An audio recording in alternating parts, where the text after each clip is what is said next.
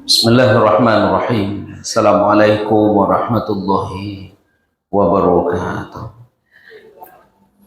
Alhamdulillahi rabbil alamin. Asyhadu an la ilaha illallah wahdahu la syarika lah. Wa asyhadu anna Muhammadan abduhu wa rasuluh. Sallallahu alaihi wasallam la nabiyya ba'dah. Allahumma alimna ma yanfa'una wanfa'na bima 'allamtana wa zidna 'ilman nafi'a. Faqala Allah Ta'ala fil Qur'anil Karim. Na'udzu billahi minasy syaithanir rajim. Bismillahirrahmanirrahim. Qul ta'alu atlu ma harrama rabbukum 'alaikum alla tusyriku bihi syai'an wa bil walidaini ihsana wa la taqtulu awladakum min imlaq nahnu narzuqukum wa iyyahum wa la taqrabul fawahisha ma dhahara minha wa ma batan wa la taqtulun nafsa allati harramallahu illa bil haqq dzalikum wassaakum bihi la'allakum taqilun. Sadaqallahul azim. Alhamdulillah, kita sampaikan kepada Allah salawat dan salam kita kirimkan pada junjungan kita Nabi besar Muhammad sallallahu alaihi wasallam.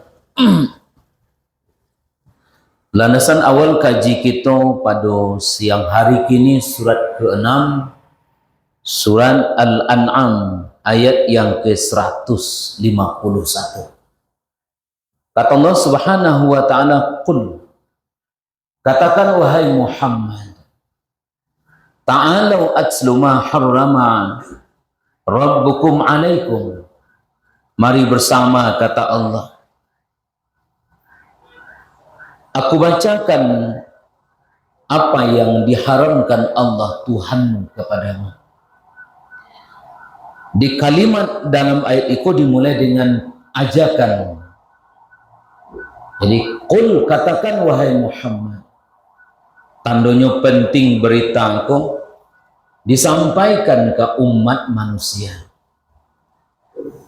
Ta'alau atslu ma harrama rabbukum alaikum. Mari bersama aku bacakan, kata Muhammad, ma harrama rabbukum alaikum. Apa yang diharamkan Tuhan kamu kepadamu.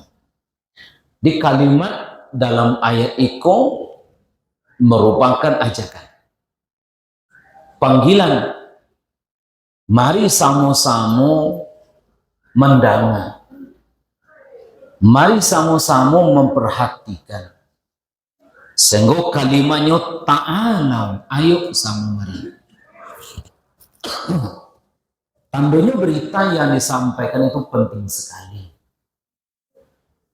Apa yang disampaikan Allah? Atslu ma harrama rabbukum alaikum. Saya akan sampaikan kepadamu apa yang diharamkan Tuhanmu kepadamu. Di ayat itu mengingatkan dengar elok-elok. Dan dalam ayat itu dan dalam kalimat sesudah kalimat itu penting sekali. Karena Allah sebutkan ma harrama rabbukum alaikum. Dan sudah kuha iko yang diharamkan Allah buat kamu yang seharusnya kamu jauhi. Pertama kata Allah, alla tusyriku bihi syai'an. Jangan kalian duakan Allah dengan yang lain. Itulah yang gua bahas dulu. Pembahasan gitu. Al-kabair yang pertama adalah dosa besar. Paling besar itu menduakan Allah. Jadi yang dipanggil dia Allah kawa alla tusyriku bihi syai'an. Jangan duakan Allah. Karena hadir ke dunia tak ada intervensi manusia. Hidup di dunia dilengkapi semua yang gua butuhkan.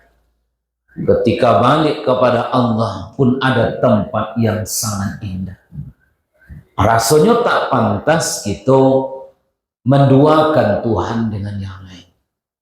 Karena Allah maha sayang kawa, sehingga sado yang wak butuhkan dari hulu sampai ke hilir selesai sudah disediakan Allah. Yang kedua, wabil walidaini ihsana. Coba pada ibu-ibu awal kalimatnya danga di kalian elu ambu bacokan kata Nabi. Yang diharamkan Allah satu, jangan duakan Allah. Tapi kalimat sesudah itu wabil walidaini ihsan. Berbuat baiklah kamu kepada kedua orang tua. Padahal awal ayatnya ta'alau atslu ma harrama rabbukum alaikum. Asamantaro nan kedua beritanya adalah ayo mari berbuat ihsan kepada kedua orang tua. Lebih 10 ayat dalam Quran dari berbagai tempat bercerita tentang kewajiban berbuat ihsan kepada kedua orang tua dan berbuat baik serta larangan durhaka kepada kedua orang tua. Dalam ayat itu dalam konteks haraman, keharaman melakukan sesuatu Allah letakkan di tengahnya. Wabil walidaini ihsan. Kita tinggalkan itu dulu. Wala taqtulu auladakum min imlaq. Jangan kamu bunuh anakmu karena takut miskin. Kalau dikembangkan makna jangan kamu membunuh, kalau makna dasarnya adalah jangan kamu bunuh jiwanya. Nah, itulah aborsi yang kita bahas sebelumnya kan. Jangan kamu bunuh anakmu karena takut miskin. Kenapa? Nahnu narzukum wa iyyah. Kami yang memberi rezeki kamu dan memberi rezeki dia, mereka. Nahnu narzukukum wa iyyah. Kami yang beri rezeki kamu dan kami yang beri rezeki mereka. Itu bagian dari ma harrama rabbukum alaikum. Jangan kamu bunuh anakmu karena takut miskin. Nahnu narzukukum wa iyyah. Saya yang beri rezeki kamu. Kamu saja kata Allah, saya yang beri rezeki. Apalagi dia yang belum berdaya sudah ada rezekinya. Banyak cerita kadang di awal pengakuan orang tua yang sudah lewat menyekolahkan dan menggadangkan anaknya atau mendidik anaknya dengan baik. Banyak cerita dari nenek-nenek waktu itu bahwa rezeki yang didapatkannya itu luar biasa, yang di luar dugaan mereka. Kenapa kok bisa? Karena dijamin di Allah. Jadi kalau ada orang yang tak mau menyekolahkan anaknya, dia takut tidak tak sekolahkan anaknya, itu sama membunuh karakter anak sebetulnya. Berapa banyak orang tua kini pitihnya banyak, takut pitihnya habis karena kau menyekolahkan anak. Padahal bapak dan ibu-ibu dijamin di Allah, saya jamin dalam narzukukum wa iyyakum. Wala taqrabul fawahisha ma dhahara minha wa ma batan. Yang keempat, jangan kalian dekati perbuatan fahisha. Nah, dalam tafsirnya dikatakan ini perbuatan zina. Tapi kalau cerita umat Nabi Lut, fahisha itu adalah pekerjaan LGBT kan. Maka kalimat fahisha itu secara umum bermakna kalimat yang keji, yang tak terterima oleh akal, dilarang oleh syariat. Keji dan tak senang manusia secara normal menerimanya. Mana ada orang yang secara fitrah, bapak dan ibu-ibu, keluarganya diingin dizinai orang. Mana ada orang yang suka sejenis kan? Jangankan manusia, ayam saja tak pernah ayam betina jatuh cinta ke ayam betina lain. Tapi itu dikarajokan orang baru, kan berita heboh beberapa hari kok. Seseorang yang nikah diminta KTP-nya ndak muat, akhirnya dapat surat rekomendasi dari KUA, akhirnya nikah juga, sudah nikah ketahuan, tanya tuh bininya Stan Bandaro, bininya tuh kiranya ndak laki-laki kiranya, ternyata bininya tuh padusi loh kiranya. Iya memang mereka jatuh cinta, tapi emak yang ngepicu. Dan kayaknya bapak dan ibu-ibu karena begitu hebatnya mereka bapak dan ibu-ibu, sehingga banyak orang-orang yang terkecoh dengan perilaku mereka. Lanjut kata Allah, wala taqtulun nafsal lati harramallahu illa bil haqq. Jangan kamu bunuh jiwa. Dan kalimun disebut oleh Allah, jangan kamu bunuh jiwa yang diharamkan Allah kecuali yang diizinkan. Qisas itu bisa berlaku tentu, karena menghilangkan nyawa orang balasannya dihilangkan pula nyawa. Itu kata Allah Subhanahu wa ta'ala, dzalikum wasaqu bihi la'allakum taqilun. Asadonya itu Bapak dan Ibu satu kewajiban yang wajib diikuti oleh manusia, mudah-mudahan akalnya berdaya. Apa itu? Jangan duakan Allah, jangan bunuh anak-anak, jangan mendekati perbuatan keji, jangan membunuh orang lain. Nah, pertanyaan kenapa wabil walidaini ihsana? Padahal awal kalimatnya ma harrama rabbukum. Begitu pentingnya dalam ayat itu, sehingga tidak disebut di Allah, jangan kalian durhaka kepada kedua orang tua. Tapi Allah titipkan di situ di tengah wabil walidaini ihsana, kepada kedua orang tuamu kamu wajib berbuat ihsan. Maka seringkali dalam kalimat wabil walidaini ihsana, bukan wa'alal walidaini ihsana. Makna bil walidaini banyak itu bermakna ilsaq, bermakna dekat, bersama, berketerusan. Sebab dalam ayat itu bil walidaini ihsana, selalu mendekat, selalu melekat, dan selalu bersama. Jadi berbuat baik kedua orang tua itu melekat kepada diri kita. Berbuat ihsan ke diri kita ilsaq, melekat kewajiban ke diri awak.